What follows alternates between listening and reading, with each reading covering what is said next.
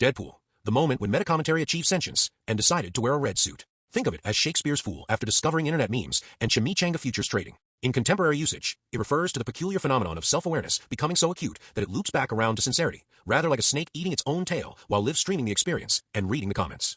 It's essentially what happens when you give a fourth wall demolition permit to someone who's already broken all the other walls and is eyeing the ceiling suspiciously. The character is less a superhero and more a walking philosophical argument about the nature of entertainment that learned to heal from bullet wounds. Picture, if you will, Pinocchio becoming a real boy, then immediately turning to the camera to make a joke about wooden performance. That's Deadpool, postmodernism with a healing factor and a concerning affinity for medieval weapons. What fourth-wall-breaking mercenary is this, who mocks superhero conventions with healing factor and sharp wit? From comic page antihero to Ryan Reynolds' signature role, breaking box office records while breaking every rule. See how he dances between comedy and carnage, his regenerating body matched only by his regenerating jokes. A self-aware marketing strategy that achieved sentience and started writing its own jokes about writing its own jokes. Tom Cruise, yes, a name that's become less a person and more a metonymy for Hollywood's perpetual pursuit of height. The name functions as a perfect compound noun. Tom, the everyman's name, suggesting accessibility, and Cruise implying constant motion, always at a safe distance from anything too real. Both literal and metaphorical. A peculiarly American unit of measurement, specifically calibrated to the exact velocity needed to outrun the concept of aging. Picture, if you will, a perpetual motion machine powered entirely by teeth-clenching determination and the collective gasps of insurance companies.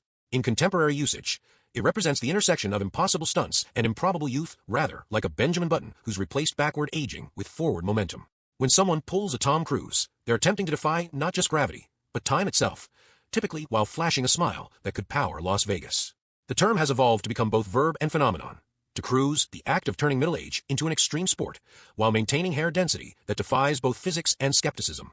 Mission Impossible, Hollywood's favorite semantic sleight of hand, where impossible serves as elaborate foreplay for Just Watch Me, a franchise that has made billions by repeatedly proving its own title wrong. It's rather like naming your autobiography, "This book does not exist," and then watching it hit the bestseller list. In modern usage, it has evolved into corporate shorthand for technically difficult, but must be done by Tuesday. It's the workplace equivalent of saying, "Hold my coffee," while reaching for an energy drink. When a manager says this might be a mission impossible, they mean this is completely doable, but I'd like you to feel like Tom Cruise while doing it. It's become the workplace equivalent of a participation trophy for tasks that merely require caffeine and overtime. In contemporary parlance, it's a recursive promise.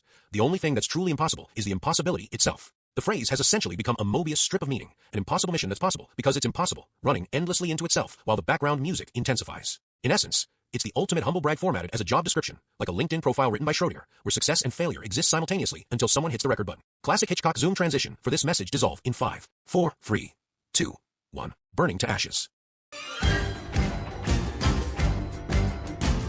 Disney, the algorithmic perfection of nostalgia monetization, where childhood memories come with renewable licensing fees, the world's most successful alchemy experiment, having perfected the transformation of public domain folk tales into strictly enforced intellectual property. In contemporary usage, it refers to the art of building a monopoly so magical that antitrust regulators applaud it. The corporate equivalent of a python that somehow convinced its prey that being digested is actually a premium entertainment experience. Think of it as a fairy godmother who turns pumpkins into carriages, then charges you surge pricing and insists on collecting royalties from all future vegetable-based transportation, all while maintaining such a wholesome image that people thank them for litigation. Consider it the corporate equivalent of that friend who reminds you they knew that band before they were cool, except in this case, they've actually purchased the band, their entire genre, and the concept of music itself. It's the art of making you feel simultaneously enchanted and vaguely guilty about sharing your old VHS tapes. Picture a cultural vacuum cleaner, inhaling centuries of storytelling tradition and exhaling them as trademarked merchandise opportunities. It's rather like claiming ownership of oxygen, then charging a breathing fee, but with catchier songs. Or a cultural compounding interest calculator. Take one public domain story, add singing animals, wait 90 years, and voila, you now owe money for humming when you wish upon a star in the shower. Liziqi, what rural content creator is this, who turned traditional Chinese countryside life into global cultural phenomenon, using cutting-edge technology to film the deliberate rejection of cutting-edge technology, the art of making traditional authenticity go viral, the most exquisite performance of simplicity money can buy. From food cultivation to handicraft creation, each video a poem of traditional skills. Think Marie Antoinette's peasant cosplay, imagine Thoreau's Walden, but with better lighting and a social media strategy. It represents the perfect synthesis of ancient wisdom and modern cinematography. It's rather like watching someone turn subsistence farming into a Terrence Malick film. Every grain of rice perfectly lit, where each grain of rice is perfectly lit, and every wisp of steam art directed, where every simple task requires 3 different camera angles and a drone shot, where every ancient technique precisely angled for maximum aesthetic impact. The pastoral equivalent of an Instagram influencer who somehow makes chopping would look like a Vogue photo shoot. Think of it as method acting for the agrarian lifestyle, where one performs simplicity with such sophisticated precision that it loops back around to becoming genuinely impressive, if not exactly simple. It's the curious phenomenon where getting back to basics meets viral marketing strategy, rather like a haiku about simplicity that's been focus grouped for maximum engagement metrics.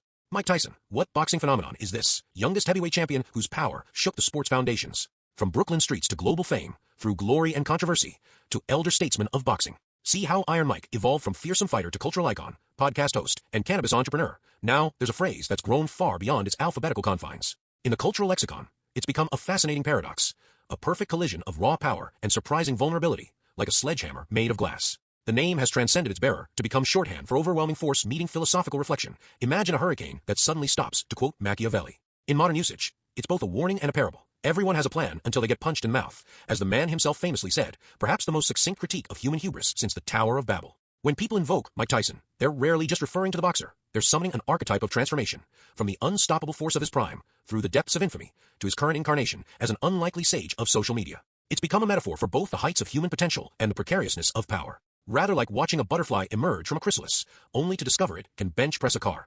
Linkin Park, what musical innovator is this, that bridged nu metal and rap rock into mainstream sensation? From Hybrid Theory's raw angst to Minutes to Midnight's evolution, each album reimagining their sound. See how they transformed while keeping core identity, until Chester Bennington's tragic 2017 departure changed everything. When someone references Linkin Park, they're not just naming a band, they're invoking an entire era when the children of dial-up internet first discovered you could quantize heartbreak. It's become a metaphor for the moment technology and teenage feelings achieve nuclear fusion, the linguistic equivalent of wearing a hoodie in a computer science class. It's become more than a band name. It's the sound of the millennium bug having an existential crisis. In modern parlance, it's shorthand for that precise moment when rage met a MIDI controller. Think of it as Shakespeare for the AIM messenger generation, where to be or not to be became, in the end, it doesn't even matter, a digital age reduction sauce of angst.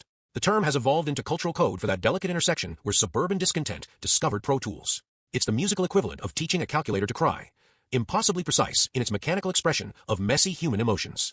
What studio titan is this, whose searchlights still pierce cinematic skies? From Fox's founding through Disney acquisition, keeper of Avatar's blue realms and Alien's dark spaces. The name has become a perfect metaphor for our times, a century-old fanfare, now playing on a Bluetooth speaker. It's rather like watching someone try to stuff the entire Roman Empire into a studio apartment. All the grandeur, none of the fox. It's the corporate equivalent of using Photoshop to edit your grandmother out of the family portrait while keeping her pearls in the frame.